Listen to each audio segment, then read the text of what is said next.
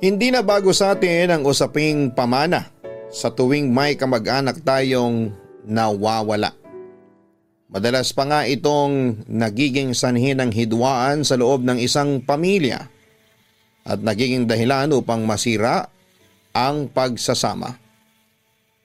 Pero paano kung ang pamanang nais sa iyong ibigay ay may kalakip na responsibilidad?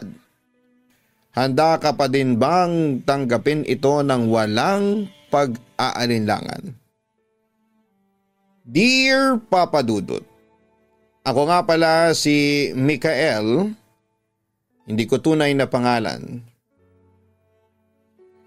Lumaki ako sa isang probinsya sa Visayas. Pasensya na po kung hindi ko man mabanggit ang eksaktong lugar dahil ang ibabahagi ko pong istorya ay medyo maselan. Sa kasalukuyan, 38 years old na ako pero ang kwentong ito ay nangyari noong 21 years old pa lamang ako. Simula nung ako'y 4 na taong gulang pa lamang ay lumaki na ako sa aking lolo sa side ng aking mama na nakatira sa probinsya. Ang trabaho kasi nila ay required silang mag-travel sa iba't ibang lugar kaya naman napilitan din sila na iwanan ako sa probinsya. Nagpresenta din kasi si lolo na siya na ang mag-alaga sa akin lalo at bata pa ako. Lolo ko ang siyang matyagang nag-alaga sa akin dahil may sakit din noon si lola. Kahit na mahirap magpalaki ng kagaya kong malikot na bata, ni minsan ay hindi ko nakitaan ang pagkairita sa akin si lolo. Kabaliktaran pa nga ang kanyang nagiging reaksyon sa tuwing nagpapasaway ako. Willing-willy siya sa akin noon pero hindi naman ibig sabihin ay hindi niya ako dinidisiplina. Napapagalitan din niya ako tuwing may nagagawa akong mali ngunit sa mahinahon na paraan. Never niya akong napalo. Mayahalin tulad ko si lolo sa mga tipikal na mga matatanda noon. Mahiling magsuot ng mga puting t-shirt o polo tapos ang partner ay mga slacks o corduroy na shorts. Sa edad niyang 70 ay maraming nagsasabi na baby face daw si lolo. Parang hindi nga daw siya tumatanda. Biro ng iba naming kapitbahay sa probinsya ay matangkad siya na medyo maitim ang balat.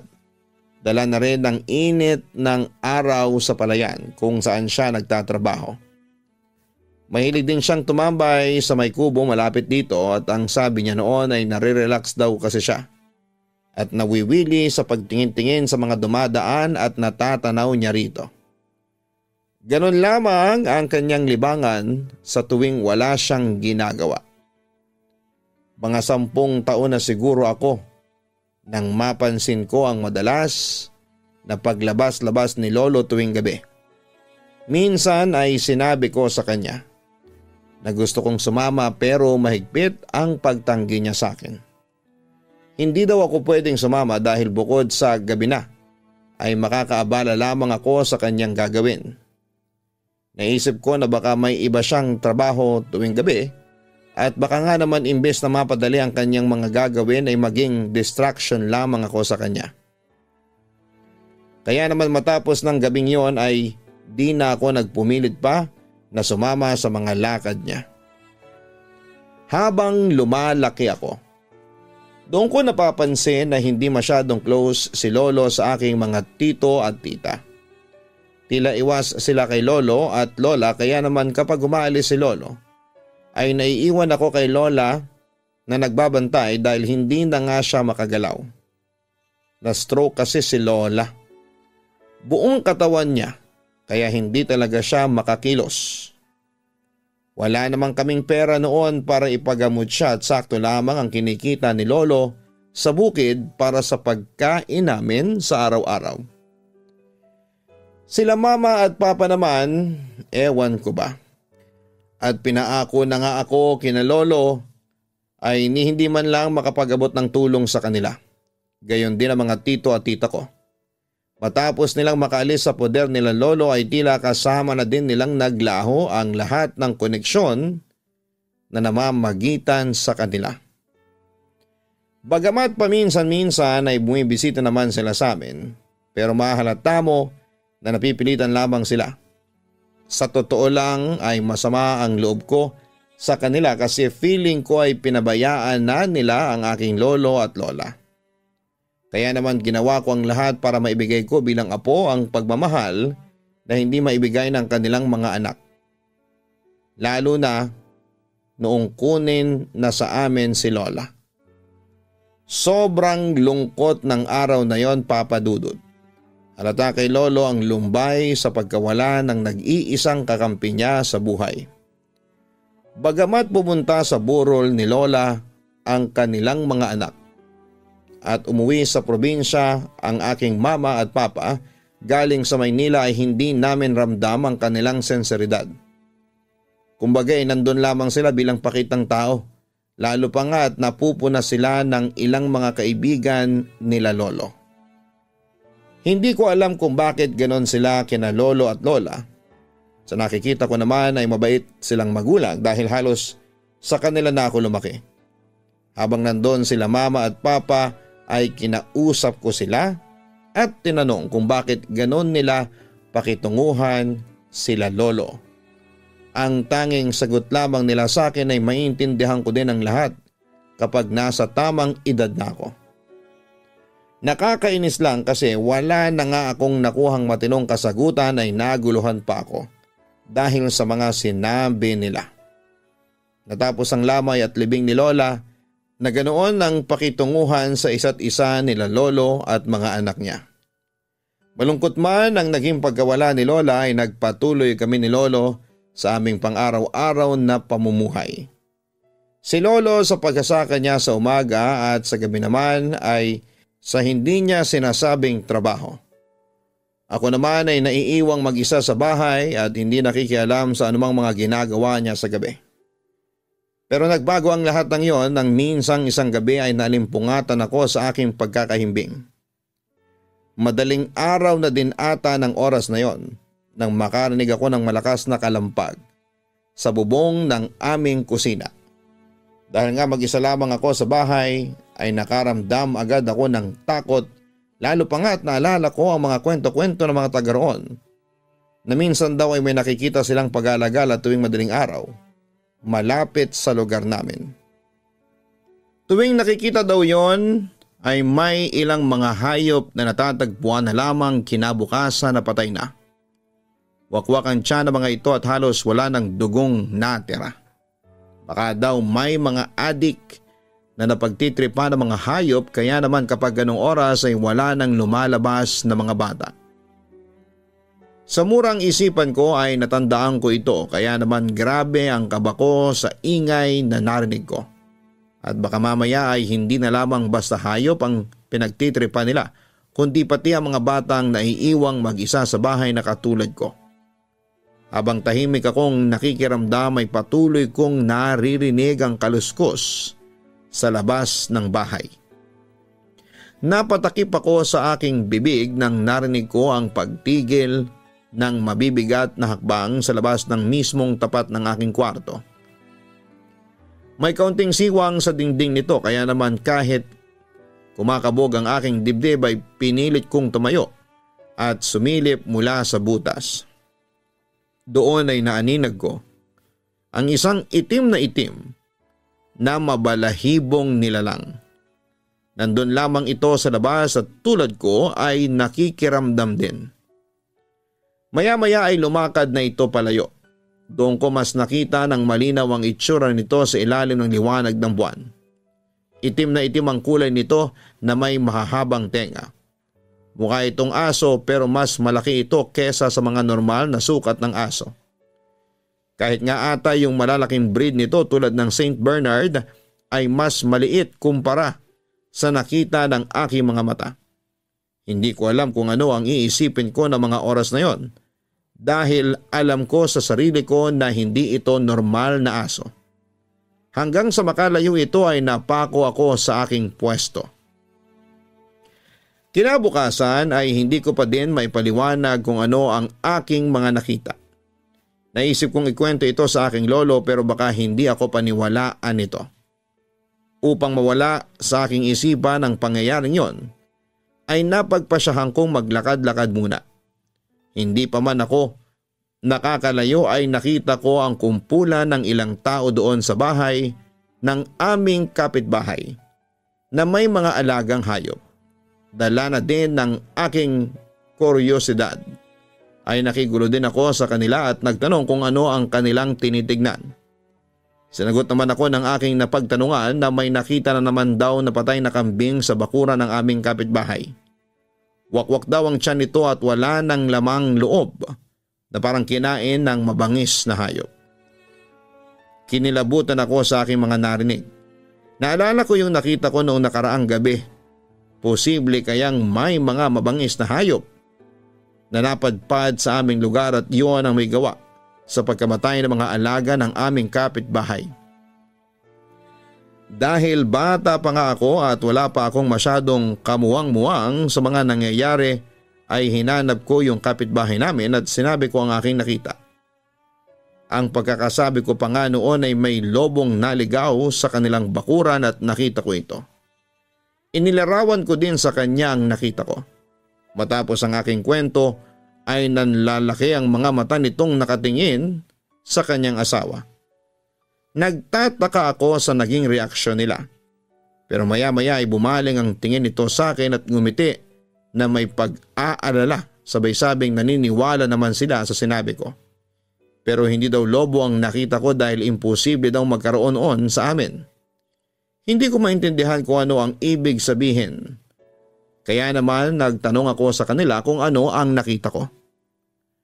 Noong una ay alangan pa silang sagutin ang tanong ko dahil nga 10 taong gulang pa lamang ako ng mga panahong yon. Pero ilang saglit pa ay sinabi nito na aswang daw ang nakita ko.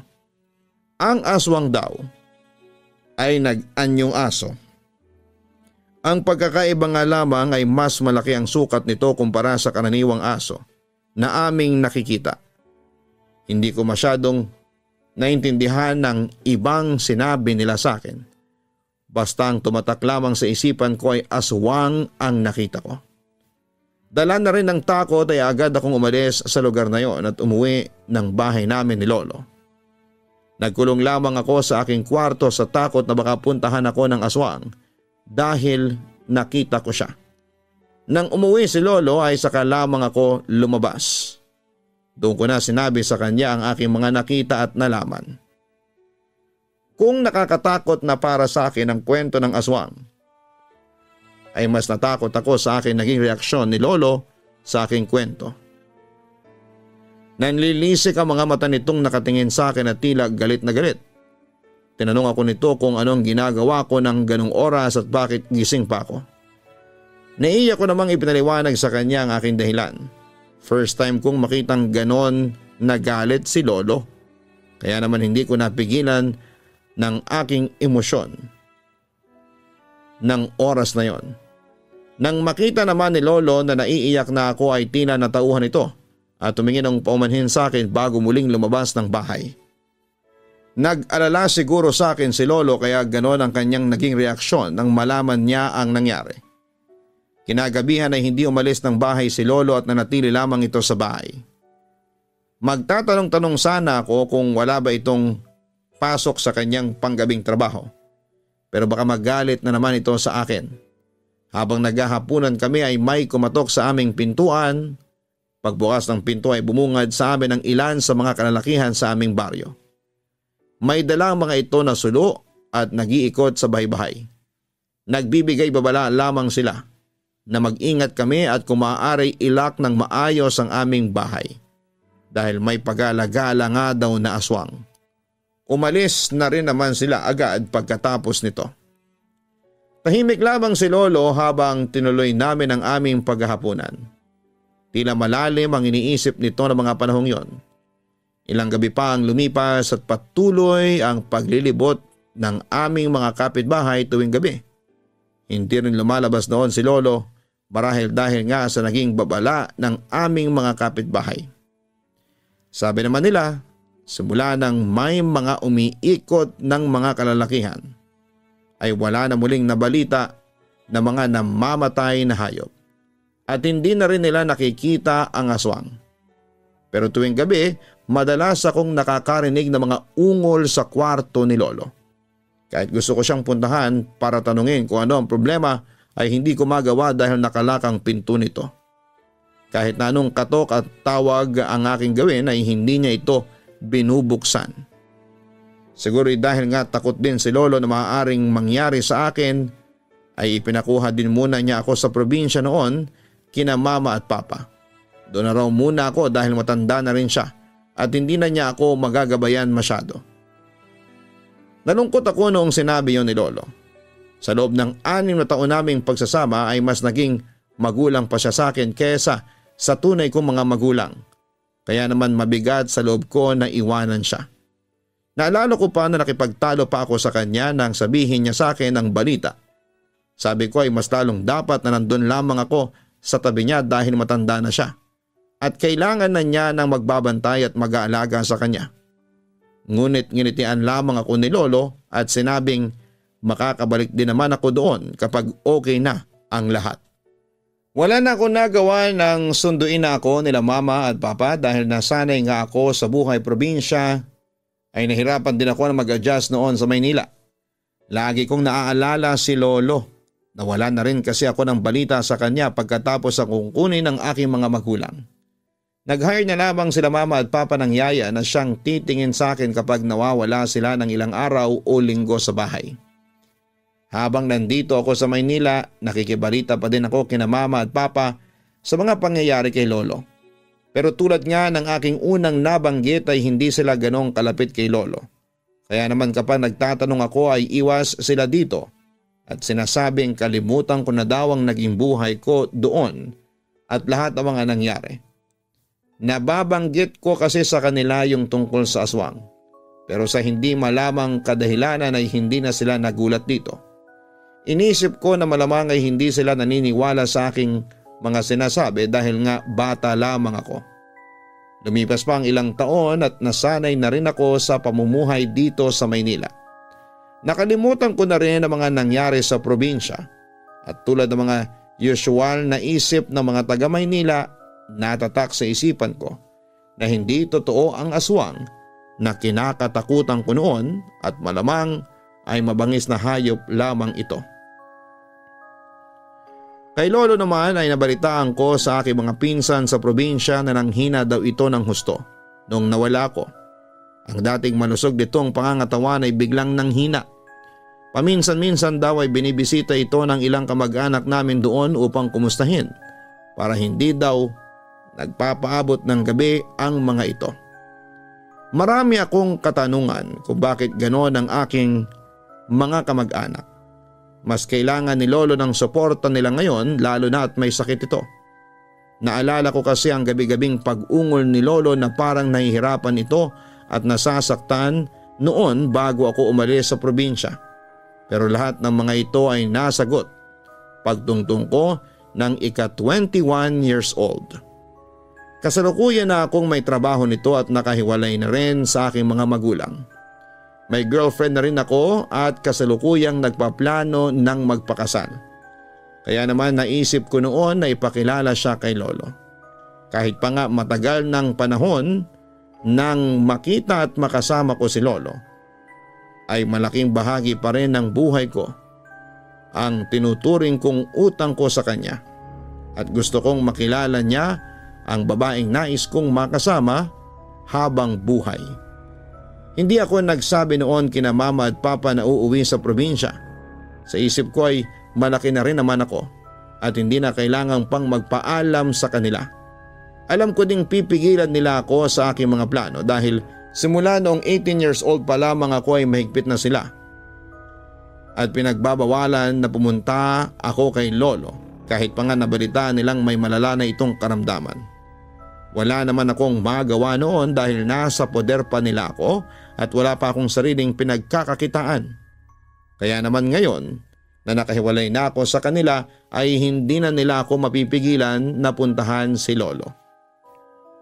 Kasama ang aking girlfriend ay maaga kaming nagbiyahe pa uwi ng probinsya. Sabik na sabik ako noon na makita si Lolo dahil mahigit 10 taon din kaming hindi nagkita. Habang nasa biyahe ay kinuwento ko sa aking girlfriend ang lahat ng aking karanasan sa probinsya. Puwera na lamang yung nakakatakot na part kung saan ay nakakita daw ako ng aswang. Baka kasi hindi siya sumama sa akin at medyo matatakotin siya. Tiwala naman ako na walang mangyayari na katulad noon dahil nga sa gawa-gawa lang ito ng mga matatanda. Dapit hapon na nang makarating kami sa baryo. Tulad ni na mama ay hindi din alam ng aking mga kamag-anak ang aking pag-uwi. Gusto ko din kasing isurprise si Lolo kaya wala akong pinagsabihan na kahit sino at baka nga madulas ang dila sa kanila. Pagdating namin sa lugar ay sinalubong kami ng mga kakaibang tingin ng mga taga roon. Maging ang mga dati kong kakilala ay may pag-uuyam ang tingin sa akin. Nasa isip ko noon na bakit ganon sila. May nagawa ba akong kamalian bago ako umalis? Parang iwas na iwas din sila sa akin sa hindi malamang kadahilanan. Pero nawala din ang ganong isipin nang sabihin ng GF ko na baka kasi hindi nila ako nakikilala at cautious lamang sila sa mga dayo sa kanilang baryo. Ipinagkibit balikat ko na lamang ang mga ito at masayang tumuloy sa bahay ni Lolo. Tahimik sa paligid nito at wala kang maririnig kahit nakuliglig. Kumbaga sa mga horror movies, ito yung ambience kung saan ay bigla na lamang may lalabas na kung ano sa paligid. Natatawa ako sa mga naiisip ko ng panahon na yon dahil parang tinatakot ko lamang ang aking sarili. Pagdating sa bahay ni Lolo ay agad akong kumatok at tinawag siya. Walang sumagot sa akin. Inulit ko muli ang pagkatok makalipas ang ilang saglit ngunit wala pa ring sumasagot sa akin. Umikot ako noon sa paligid ng bahay at sinubukan kong katukin ang bintana sa kwarto ni Lolo. Sumilip-silip pa ako noon sa glass window dahil napansin ko na tila madilim sa loob ng bahay. Habang kumakatok ay pasilip-silip ako. Baka kasi natutulog si Lolo kaya naman hindi niya ako naririnig. Napapansin ko na naiinip na ang aking GF sa paghihintay at padilim na rin noon kaya naman sinunod-sunod ko na ang aking pagtawag sa aking lolo. Pagkalipas ng ilang sandali ay saka lamang ako nakarinig ng kalabog sa loob. Pero hindi ito normal na kalabog. Tila may malaking bagay na nahulog mula sa kisame ang aming narinig. Agad na napakapit sa akin ng GF ko dahil sa ingay na yon. Bagamat kinakabahan ay muli kong tinawag si Lolo at makalipas nga ang ilang minuto ay bumukas ang kanyang bintana. Bumungad sa amin ang magulong kwarto ni Lolo, kalat-kalat ang mga gamit dito na tila binalibag. Nag-worry akong nagtanong kay Lolo kung ayos lamang ba siya at kung ano ang nangyari sa bahay. Tahimik lamang itong nakatitig sa akin at tila hindi ako nakikilala. Gusto kong maiyak sa itsura noon ni Lolo. Payat na ito at malalim ang mga mata. Ang dating matikas at malusog na lolo ko ay hindi ko na makita sa kanya. Sobrang kulubot na ang kanyang balat at tila tuyong-tuyo ito. Halos hindi ko na siya makilala dahil sa laki ng kanyang ipinagbago. Mula sa bintana ay nagpakilala ako sa kanya na ako ang kanyang apo na si Mikael na nakasama niya noong bata pa lamang ako. Sa pagkakataong yun ay nakakuha ako sa kanya ng reaksyon. Isang nakakatakot na ngisi ang kanyang ibinigay sa akin. Sabay-sabing ang tagal kong hinintay ang pagbabalik mo, apo, para maibigay sa iyo ang pamana ko. Bagamat kinikilabutan ako sa paraan ng pagngiti sa akin ni Lolo, ay napaisip ako sa kung ano ang pamana ang tinutukoy sa akin ni Lolo. Hindi naman kasi mayaman si Lolo sa aking pagkakaalam at wala itong mga ari-arian na maaaring ipamana sa akin. Maya-maya pa ay naglakad na si Lolo palabas ng kwarto, pinasunod kami sa may bandang pintuan. Pagkabukas nito ay bumungad sa amin ang masangsang na amoy sa loob ng bahay. Nilibot ko ang aking paningin at maging ang masayang tahanan na aking kinalakhan ay wala na. Madilim at tila inaanay na bahay na lamang ang aking nakikita ngayon. Napatingin ako sa aking GF at ngumiti dito na nanghihingi ng pasensya. Hindi ko inaasahan na ganito ang aming aabutan. Pagkapasok namin sa loob ay pinaupo kami ni Lolo sa sala habang siya ay nakatayo lamang. Ramdam ko ang higpit ng kapit sa akin ng aking GF dahil siguro ay medyo creepy ang itsura ni Lolo sa dilim. Tumayo ako at hinanap ang switch ng ilaw. Nang bumukas ang ilaw ay halos masuka-suka ako sa aking nakita sa may kusina. Mula doon ay nagkalat ang tila mga tira-tirang lamang loob ng hayop. Hindi ito luto at tila nilalangaw pa nga ang iba. Agad akong bumalik sa pagkakaupo sa tabi ng aking GF dahil nakita ko na mangiyak-ngiyak na siya sa kanyang nakikita. Maging ako ay iba na rin ang pakiramdam dahil iba ang lugar na yon sa mga naaalala ko kumpara sa nakikita ko ngayon. Muling nabalik ang tingin ko kay Lolo.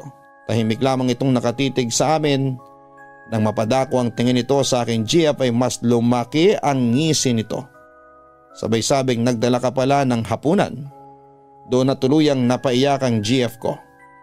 Ewan ko ba kung bakit pero ibang-iba na ang kaharap kong lolo sa nagpalaki sa akin. Hindi ko din maintindihan ang mga sinasabi nitong pamana at hapunan gayong wala namang kaming dalang pagkain ng aking GF. Ramdam ko ang takot ng aking GF kaya nagpaalam ako kay Lolo na sa mga kamag-anak muna namin makikituloy. Tila hindi naman ito nagustuhan ni Lolo dahil parang sumimangot ito sa kanyang narinig. Ngunit hindi na rin naman ito nagsalita pa. Tahimik kami nitong tinalikuran at bumalik na lamang sa kanyang kwarto.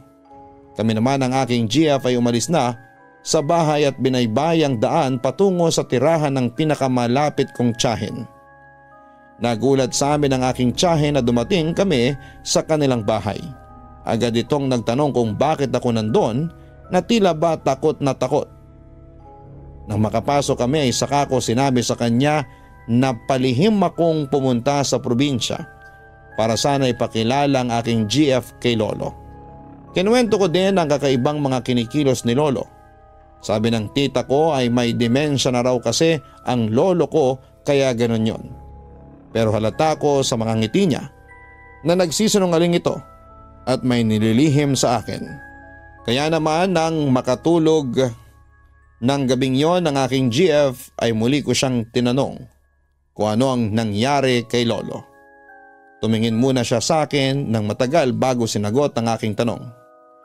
Hindi ko alam kung maniniwala ba ako noong sinabi niya sa akin na matagal na daw na may lihim si Lolo. Alam daw nilang magkakapatid yon dahil bago sila malipat sa lugar na tinitirhan nila ngayon ay natuklasan nila ang sikretong ito. Bago daw sila napadpad sa probinsyang kanilang tinitirhan ngayon ay nanirahan muna sila sa ibang lugar. Mga bata pa lamang daw sila ay ramdam na raw nila ang kakaibang kilos ng aming lolo lalo na tuwing dumarating ang gabi. Kabilin-bilinan sa kanila ng aking lola na kapag sumapit ang gabi ay huwag na huwag silang magbubukas ng pintuan kahit pa nga marinig nila ang tawag ni Lolo. Nung una ay nagtataka sila ngunit kalaunan ay naintindihan nila ang lahat. Tuwing lumalabas daw kasi ng gabi si Lolo ay palaging may napapabalita sa mga karatig baryo maging sa kanilang lugar na may mga natatagpuang mga patay na hayop. Hindi naman daw yon binibigyang pansin ng mga residente dahil nga normal na ata sa probinsya na namamatayan ng hayop nang dahil sa magubat nga ang lugar. Pero nagbago ang lahat nang minsan ay hindi na lamang hayop ang nakitang patay. Isang umaga daw ay binulaga sila ng balitang may batang nakita sa may palayan na wakwak ang tiyan at wala ng lamang loob. Tila ubos na ubos din daw ang dugo nito na tila may uminom dito. Doon daw nila tinanong ang lola ko sa kung ano nga ba ang nangyari sa lugar nila. Inamin sa kanila ni Lola na may lihim si Lolo at yun nga ay isa itong aswang. Hindi daw magawang iwanan ni Lola ang lolo ko dahil tatakot ito na sundan sila nito at sila naman ang saktan. Mas maganda na daw na nandun sila sa poder ni Lolo. Pero simula noon ay naging mailap na sila sa kanilang mga magulang at nang lumaki nga sila ay bumukod na sila.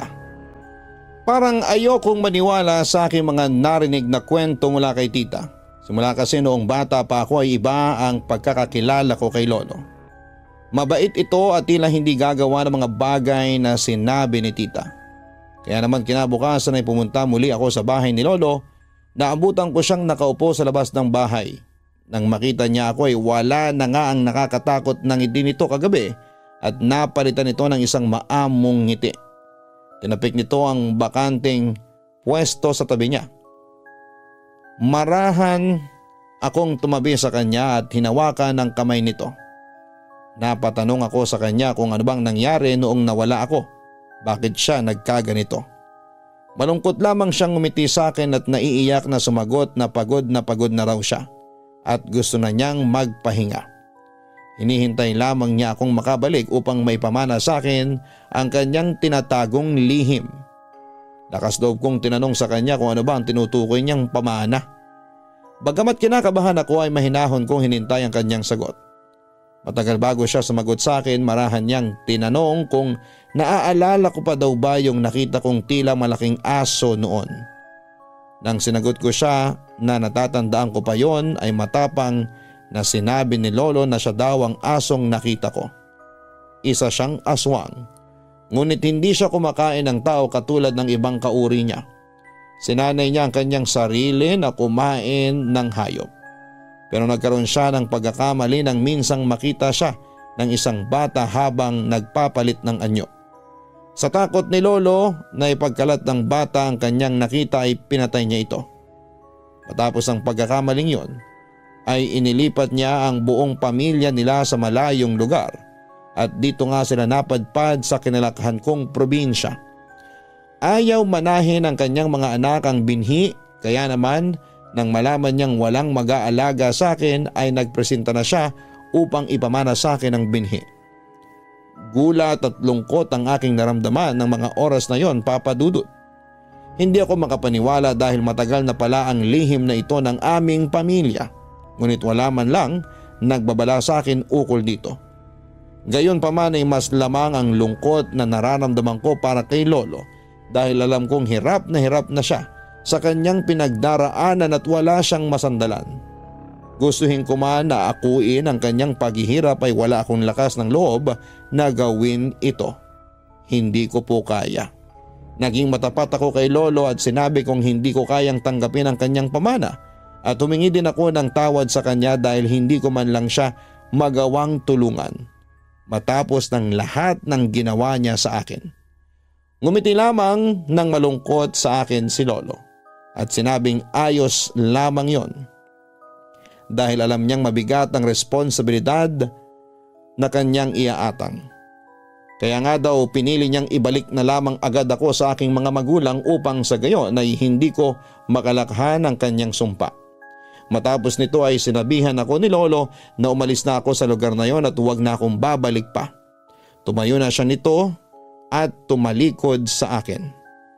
Eto na po ang huling beses na nakita ko si lolo. Tulad ng kanyang bilin, agad kaming umalis ng GF ko sa lugar na yon at hindi na lumingon pa pabalik. Wala na akong nabalitaan pa tungkol sa kanya matapos nito. 17 taon na ang lumipas pero malinaw pa rin sa isipan ko ang bawat detalye ng mga araw na yon. Hanggang ngayon ay napapaisip pa rin ako kung ano na nga bang nangyari kay lolo at sa kanyang iniiwang pamana. Pero tulad nga ng sinabi niya ay hindi ko na naisipang bumalik pa sa probinsya. Kahit ang huling kahilingan man lamang ni lolo bago kami maghiwalay ay aking matupad. Sa ngayon ay tahimik ang aking pamumuhay dito sa Maynila kasama ang aking nabuong pamilya. Kasama Papa Dudut. Nang pagalis ko noon sa probinsya ay binaon ko na sa limot ang lahat ng aking mga natuklasan. Dito ko na po tatapusin ang aking liham. Maraming salamat po sa inyo and more power po sa inyong programa. Lubos na gumagalang, Mikael. Darating talaga sa ating buhay na kailangan nating mamili.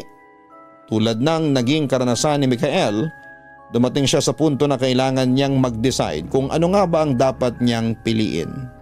Hindi natin ito maiiwasan ngunit nasa atin na lamang kung ang pipiliin ba natin ay ang alam nating makabubuti sa atin o ang isang bagay na makasasama sa atin.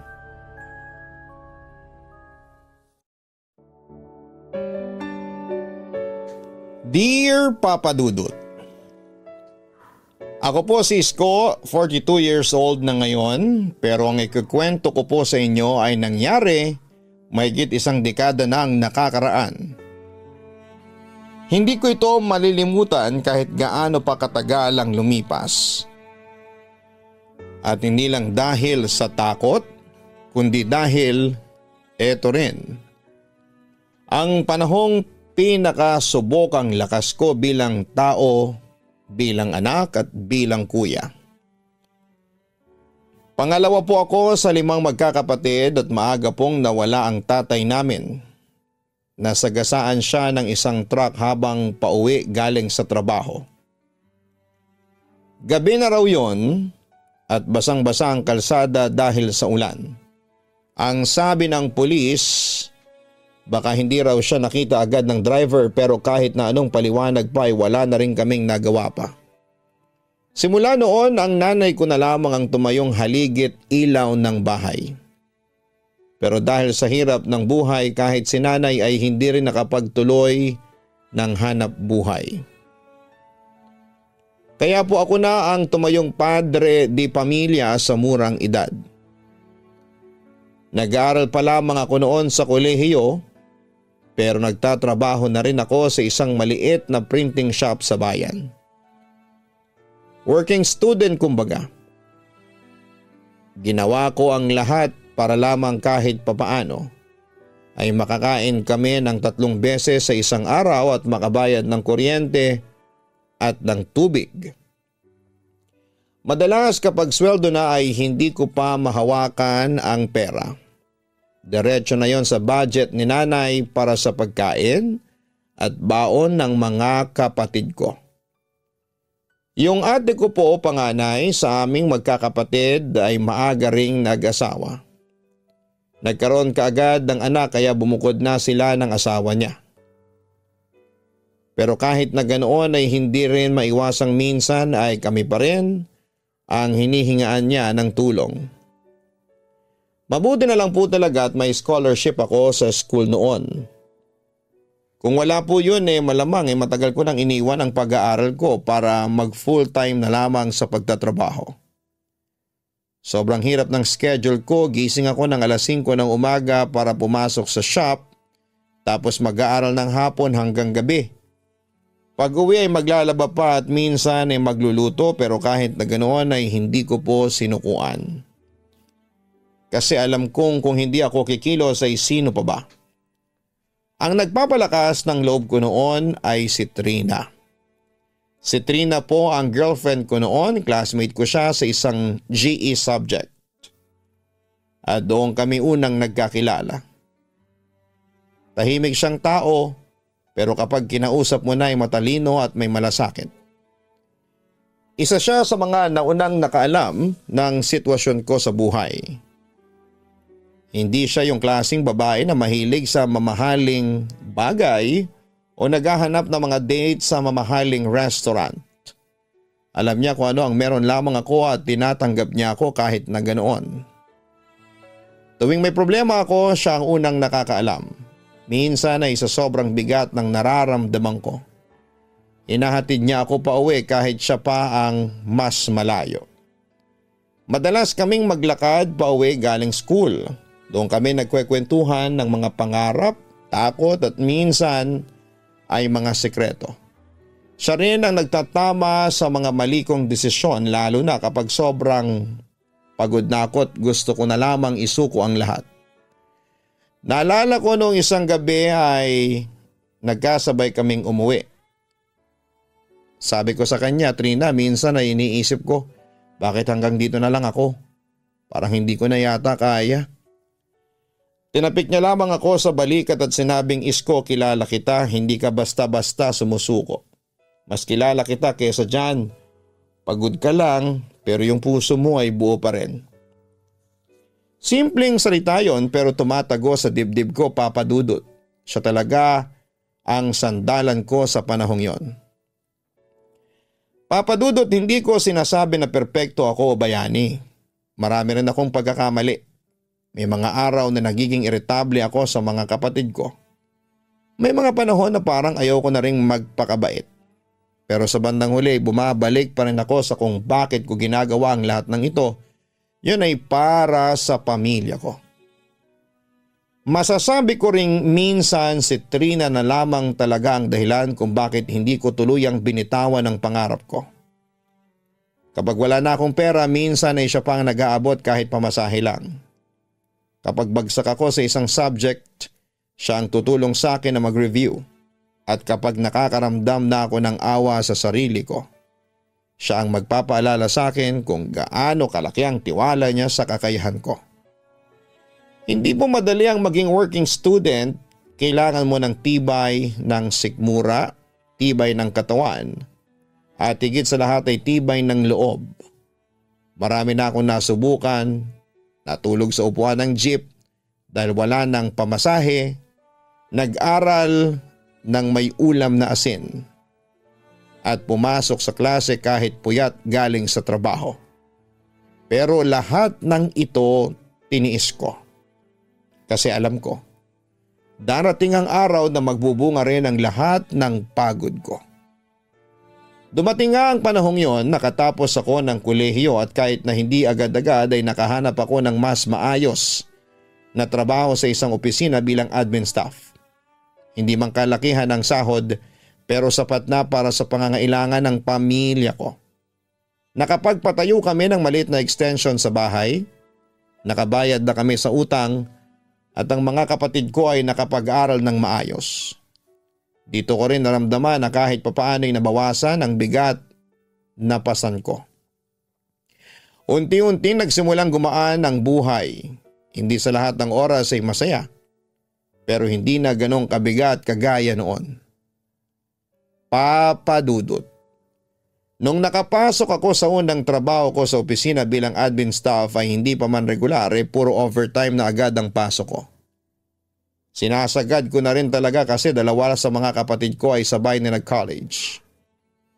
Kaya ang laki talaga ng gastos ko noon. Panay-panay talaga ang overtime ko. Alam mo yung tipong alas 8 ka pa ng gabi makakauwi tapos kinabukasan ay alas 6 ng umaga ay papasok ka na naman. Paulit-ulit araw-araw. Hindi ko na nga maalala kung kailan ako huling nakaupo para kumain ng tanghalian nang walang inaalalang papeles o bayarin. Pero kahit na ganon, hindi ako nagreklamo. Ginusto ko talaga ang lahat ng ito. Ginusto kong makatulong. Ginusto kong makitang gumaan ang buhay naming magkakapatid kahit papaano. Buti na lamang Papa Dudut andyan si Trina, siya yung nakakausap ko kapag hindi ko na alam kung paano pa kakayanin ang lahat. Sa kanya ako lumuluha minsan kahit sa tawag lang. Naalala ko pa yung isang gabi sobrang pagod ako galing sa trabaho. Hindi pa ako nakakakain, gusto ko na lamang humilata tapos ay biglang tumawag siya. Love, kumusta ka na dyan? Bungad niya. May halong pag-aalala sa boses. Eto, pagod o tino naman. Sagot ko habang nakasandal sa pader sa labas ng kantin. Gusto mo ba dalhan kita ng pagkain? Tanong niya. Wag na, sayang ang pamasahe mo. Bukas na lang tayong magkita, ayos lang ako. Isko. Biglang tumahimik. Pagod ka na naman pero kahit kailan hindi mo sinasabing sumusuko ka. Lagi mong sinasabing ayos lang ako. Pero hindi ka naman ayos. Hindi mo kailangang itago lahat ng mag-isa. Doon ako natigilan, Papa Dudut. Kasi totoo. Alam kong pagod na ako pero palagi kong nilalaban kasi ayokong makita ng iba na sumusuko ako. Pero si Trina nakikita niya ako. Kahit sa likod ng mga ngiti ko, alam niyang bumagsak na rin ako sa bigat. Pasensya ka na kung minsan ganito lang ako sumagot. Pero sobrang salamat kasi andyan ka. Sabi ko sa kanya. Basta tandaan mo lang love, kahit pagod ka, hindi ka nag-iisa. Grabe Papa Dudut, ang sarap sa pakiramdam. Hindi dahil sa may tumutulong sa iyo sa gastos, kundi dahil may taong handang makinig. May taong hindi nagsasawang iparamdam na kahit pagod ka ay mahal ka pa rin. Tuwing linggo kapag libre ako ay sinisigurado naming magkita. Kahit simpleng lakad lang sa parke, kahit fishbowl lang ang merienda, masaya na kami. Hindi kami maluho ni Trina. Mas gusto nga namin yung magkasama lang nagkwekwentuhan. May mga araw na ako mismo ang umiiyak sa harapan niya. Hindi dahil sa kahinaan, kundi dahil sa sobrang bigat ng lahat. Trabaho, bayarin, kapatid, nanay, sarili. Tapos siya lang yung iyayakap sa akin. Sasabihin okay lang yan, nandito lang ako. Hindi siya yung tipo ng babae na hahanapan ka ng bagong cellphone o mamahaling gamit. Ang hiling lang niya ay oras. At kahit yon ay hindi ko pa maibigay ng buo. Pero kahit na ganoon ay nanatili siya. Hindi siya nang iwan. At sa bawat araw na pinipilit kong bumangon, isa siya sa mga dahilan kung bakit ko pinipilit. Kasi gusto ko siyang bigyan ng magandang buhay. Gusto ko siyang mapasaya. Gusto ko siyang maipaglaban. Masaya ako Papa Dudut, sa totoo lang. Oo, pagod ako. Pero masaya ako kasi may direksyon ang ginagawa ko. Hindi ako nagtatrabaho lang para mabuhay. Nagtatrabaho ako para sa mga mahal ko. Kay nanay, kina June at Mika at syempre kay Trina. Alam ko na hindi madali ang lahat pero ang mahalaga ay hindi ako nag-iisa. Akala ko po talaga noon sa dami ng hirap at pagtitiis ko ay darating din yung araw na medyo liliwanag na ang daan. Pero sa totoo lang Papa Dudut, mas dumilim pa nga. Hindi ko alam kung pagsubok lang ba o sadyang mabigat lang talaga ang papel na ibinigay sa akin. Bawat gising ko sa umaga, pakiramdam ko ay hindi pa tapos ang pagod ko kahapon. Gumigising ako ng 5:00, naghahanda ng almusal at baon para kay nanay at sa mga kapatid kong pumapasok. Tapos lalakad na ako papunta sa terminal. Makikipagsiksika na sa bus. Makikipag-unahan sa mga pasahero. Tapos trabaho na buong araw. Paglabas ko ng opisina, OT na naman.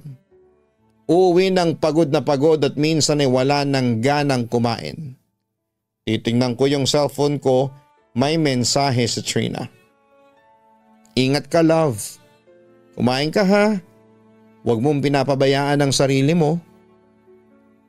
Hindi ko na nga maalala kung kailan ako huling natulog nang walang iniisip. Kung hindi pang tuition ng bunso, bayarin sa kuryente o kaya ay gamot ni nanay. Minsan nga gusto ko na lamang humiga at umiyak. Pero ayoko. Baka pag nakita ng mga kapatid ko ay mawalan sila ng lakas. Ako ang kuya, ako ang haligi. Bawal mapagod, bawal manghina. Kung may isang bagay na nagpapagaan ng loob ko ay si Trina yon. Sa kabila ng mga kakulangan ko, hindi niya ako iniwan. Kahit na hindi ko siya masundo. Kahit na hindi ko siya madalhan ng bulaklak o pasalubong. Andyan pa rin siya. Hindi siya madalas humihiling. Pero ramdam ko kung kailan siya nasasaktan. May mga pagkakataon na hindi ko siya matext buong araw. Abala ako sa trabaho tapos sa gabi ay pagod na ako. Pero kapag tumatawag siya, sinusubukan kong maging present. Kahit maiksi lang ang usapan. Basta marinig ko lang ang boses niya. Parang gumagaan ang araw ko. Isang gabi niyaya niya akong magkita at hindi ko talaga kaya dahil may pinapirmahan akong report. Ang sabi ko ay pasensya ka na love. Next week na lang, promise. May deadline lang ako ngayon. Ayoko mapagalitan ni boss. Hindi siya nagreklamo pero ang sabi niya, okay lang love, naiintindihan ko. Pero sana minsan ako rin naman yung piliin mo. Natahimik ako noon, Papa Dudut. Ang bigat ng sinabi niya pero alam kong totoo. Kasi sa sobrang dami ng iniisip ko para sa pamilya minsan nakakalimutan ko ng mahalin din ang sarili ko at siya. Kaya kinausap ko siya ng masinsinan kinabukasan. Nagpunta kami sa paborito naming fishbowlan sa may tapat ng simbahan. Love, sabi ko, habang umuusok pa yung bola-bola sa sauce. Alam kong minsan parang hindi kita nabibigyan ng oras. Pero hindi dahil sa hindi kita mahal ha, kundi dahil masyado kong abala sa pagmamahal sa iba. Napangiti siya kahit may luha sa mata. Tapos hinawakan niya ang kamay ko. Hindi mo ako kailangang piliin isko pero sana huwag mo rin akong ipagpaliban. Hindi rin naman sa sinisisi ko ang pamilya ko, Papa Dudut. Mahal ko sila. Pero hindi ko rin maiwasang mapagod at minsan ay iniisip ko rin na bakit ako. Bakit sa akin lahat bumagsak? Pero agad kong binawi ang tanong na yon. Kasi alam kong kahit na anong hirap ay sila pa rin ang dahilan kung bakit ako lumalaban. Nung isang linggo ay nagkasakit si nanay. Trangkaso lang naman pero nangihina siya. Ako ang nagluto, ako ang naglaba. Ako ang nagbantay. Pumasok pa rin ako sa trabaho pero halos wala na akong tulog. Tapos may isa sa mga kapatid ko ang nagalit pa kasi hindi raw ako nakabili ng bagong headset niya sa online class. Doon ako napatigil. Hindi lahat ng gusto natin makukuha agad. Matuto naman sana tayong magtipid dahil pinaghihirapan ko lahat ng ginagastos natin dito. Sabi ko sa kanya. Sa medyo mas mataas na boses kesa dati. Umiyak siya. Naintindihan ko rin baka dahil bata pa siya. Hindi niya pa nauunawaan ang hirap ng buhay. Pagpasok ko sa kwarto, doon ako napaluha. Tahimik lang. Ayokong marinig ng iba pa pero ang sakit lang. Hindi ba't dapat sa pagkakataong yon ay ako yung inaalagaan? Pero ganun yata talaga kapag ikaw ang tumatayong haligi, walang palakpak. Walang papuri. Pero kailangan mong tumindig. Kailangan mong kumilos. Kasi kung hindi ikaw ay sino? Pero sa kabila ng lahat ng ito ay hindi ako sumusuko, Papa Dudut. Kasi alam kong darating din ang araw na yung pagod ko ay magkakaroon ng bunga. Na si nanay gagaling pa. Na yung mga kapatid ko ay makapagtatapos din at makakahanap ng trabaho. At si Trina ay hindi na lamang magiging saksi sa paghihirap ko kundi makakasama ko na rin sa pagtatagumpay ko. May mga gabing nananahimik lamang ako at nakatingin sa kisame. Iniisip ko. Paano kung bigla na lang ako mawala? Anong mangyayari sa kanila? Pero hindi pa ngayon yon, Papa Dudut. Hindi pa ako tapos at marami pa akong gustong gawin. Marami pa akong kailangang kayanin at higit sa lahat ay marami pa akong kailangang mahalin. Papa Dudut, hindi na yata ako mauubusan ng pagsubok at bigat sa buhay noon. Alam niyo po yung mga panahong akala mo may hawak ka na kahit kaunting kontrol sa mundo. Tapos bigla kang bubuhusan ng malamig na tubig. Ganon ang pakiramdam ko nang malamang kong buntis ang kapatid kong si Mayen. 18 lang siya noon. Kakapasok lang sa college at siya ang inaasahan ko na makakatulong sa akin kapag nakagraduate na siya. Nalaman ko ito isang gabi habang kumakain kami at tahimik siya. Hindi umiimik at maya-maya'y biglang bumuntong hininga si nanay tapos sabi niya, "Isko, kumalma ka ha? Kasi may sasabihin si Mayen." Doon ako napatingin kay Mayen. Namumugto ang mata niya at hindi makatingin sa amin. Tapos bigla na lang siyang humikbi. At ang sabi niya, "Kuya, buntis ako." Nanlamig ako, Papa Dudut. Akala ko ay mabibingi ako sa tibok ng puso ko. Ang dami kong gustong itanong sino, paano, anong balak mo. Pero wala akong masabi. Tahimik lang ako na parang pagod na pagod. Pagkatapos ng ilang saglit ay nangibabaw ang galit sa dibdib ko. Sino ang gagong yun? Tanong ko, diretso, malamig. Tahimik si Mayen tapos yung sumunod niyang sinabi ang mas nakabibigla. Wala na po siya kuya, umalis na. Hindi na siya nagpaparamdam. Hindi ko alam kung mas masakit yung ginawa ng lalaki o yung pagtingin ng kapatid ko sa akin na punong-puno ng takot. Hindi dahil galit ako sa kanya kundi dahil alam niyang nadurog na naman ang isang bahagi ng mundong pilit kong binubuo. At kung akala ko yun na yung pinakamasakit ay nagkamali ako, ilang araw lang ang lumipas, si Trina naman ang nagpaalam. Hindi na siya masyadong tumatawag o nagte-text. Hindi ko agad pinansin, baka abala lang din siya sa school kung saan siya nagtuturo o sa bahay nila. Pero isang gabi ay tinawagan niya ako. Wala pang 5 minuto ang usapan namin pero habang buhay ko na yung babaunin. Isko, mahal kita pero hindi ko na kaya. Anong ibig mong sabihin? Hindi ako ang laban mo.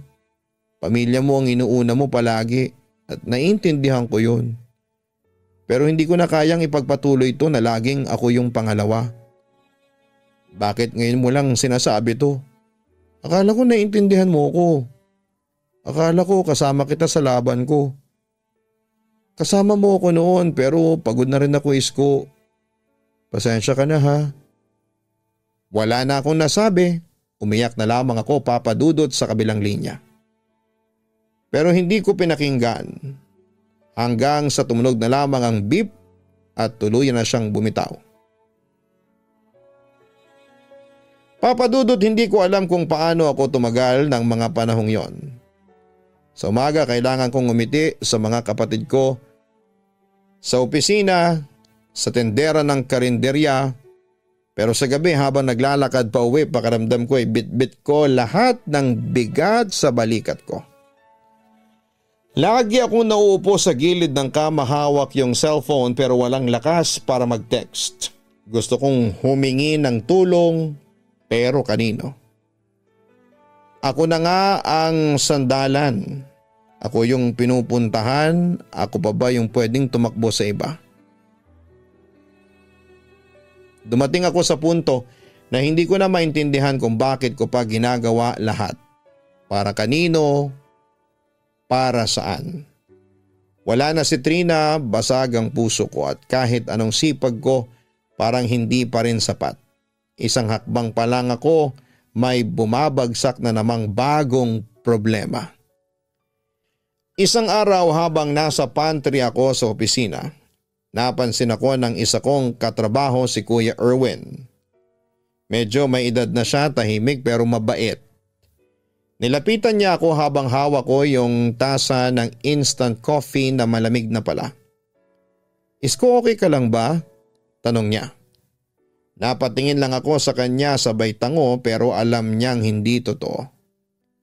Magbakasyon ka muna, masyado kang workaholic. Masyado ka nang pinapwersa ng mundo. Isasama kita sa bakasyon ko sa probinsya namin. Tahimik doon, may bahay kami sa tabing dagat. Doon ka muna, pahinga lang tayo, minsan yun ng gamot eh. Hindi ako kaagad sumagot, papadudot, pero nung kinagabihan habang nakahiga ako at nakatingin sa kisame ay may narealize ako. Oo nga, kailangan ko to. Kailangan kong huminga. Kahit ilang araw lang ay kailangan kong lumayo sa lahat ng sakit na hindi ko na kayang suluhin. Kinausap ko si nanay at sinabi kong babalik din ako kaagad pero gusto ko lang magpalamig ng ulo. Pumayag naman siya kahit may lungkot sa mata niya. At 1 linggo matapos ang huling pag-iyak ko ay sumama ako kay Kuya Erwin. Bit-bit ko ang isang backpack na may ilang damit at isang puso na sugatan. Pero umaasang may kaunting kapayapaang naghihintay sa dulo. Masasabi ko na masaya ako sa naging bakasyon ko noon. Kahit papaano sa ilang araw ko sa dagat ay gumaan ang pakiramdam ko at malaki ang naging pasasalamat ko kay Kuya Erwin. 5 araw lang kami doon at bumiyahe na rin kami pauwi. Marami akong na-realize sa bakasyon na yon, Papa Dudut. Napag-isip-isip ko na kailangan kong ipagpatuloy ang laban ko sa buhay. Kailangan kong maging matatag hindi lang para sa sarili ko kundi para sa mga mahal ko sa buhay. Susubukan ko pong ipaglaban ang pag-ibig ko sa girlfriend ko. Kakausapin ko po siya, Papa Dudut, at gagawin ko ang lahat para maibalik siya sa buhay ko. Ganon din kakausapin ko ang pamilya ko na pagtulungan namin ang problema na aming kinakaharap. Hindi ko kailangang suluhin ang lahat ng bigat na aking nararamdaman. Kailangan nilang maunawaan na kailangan naming pagtulungan ang lahat ng problemang aming pinapasan. Hanggang dito na lamang po, Papa Dudut, at naway sana po sa lahat ng mga dumaranas ng parehong senaryo na meron sa akin. Huwag po tayong mawala ng pag-asa. Magpatuloy po tayo sa pananalig sa Diyos at pananalig sa ating pagmamahal. Lubos na gumagalang, Isko. Habang binabasa ko ang kwento mo ay hindi ko maiwasang huminga ng malalim sa bawat bahagi ng pagsubok na pinagdadaanan mo, Isko. Sa totoo lang ay ramdam ko ang bigat ng dibdib mo. Mula sa pagod sa trabaho, sa sakripisyo mo para sa pamilya mo, sa pagkawala ni Trina, at natutuwa naman ako na iba ang pagtingin mo sa buhay. Patuloy kang lumalaban. Una sa lahat ay gusto kong sabihin sa iyo na hindi ka mahina. Ang pag-iyak, ang pag-amin na hindi mo na kaya minsan, ang paglayo sandali para lang makahinga. Lahat ng yan ay senyales ng isang taong patuloy na lumalaban. Ikaw yon. Ginawa mo ang lahat para sa mga kapatid mo at hindi biro ang mag-overtime araw-araw. Lalo na kung halos sarili mong pangarap ang naisantabi para matulungan mo silang makapagtapos. Tapos sinabayan pa nang hindi inaasahang problema ang pagbubuntis ng nakababata mong kapatid at ang sakit ng pag-iwan sa iyo ni Trina. Sabay-sabay na dagok, sabay-sabay mong kinaya.